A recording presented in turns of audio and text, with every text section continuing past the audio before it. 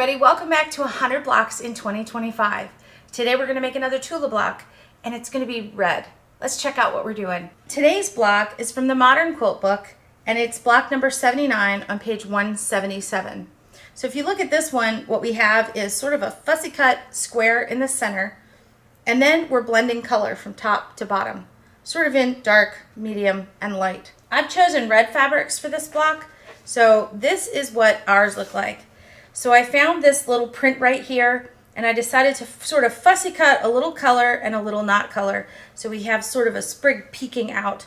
And then I found a dark red, which exists right there in the fabric, and a lighter red, which exists, and then found this medium print in the center. So what we need for this block is a center square that's 2.5 inches square, and then we need two 2.5 inch squares for either side out of a medium print. And then out of a dark print and a light print, we're going to need one rectangle each that is 2.5 inches tall by 6.5 inches wide. Now to make this block, we're just going to add a 2.5 inch square to either side of our center square, and then we just add our strip to the top and the bottom, and that gives us our beautiful blended block. So let's go sew it and see what happens. Here we go, guys. We have sewn everything together. Here's our center square with our two extras and our lights and darks on the top and the bottom, and it's exactly the right size. Now I put a little bit of my red down in this bottom corner, and you can see that when I put my seam allowances on, I lost quite a bit of the red.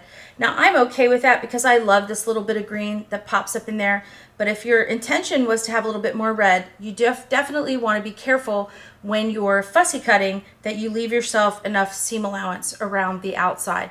So if you're looking at this block and thinking, where did all the red go?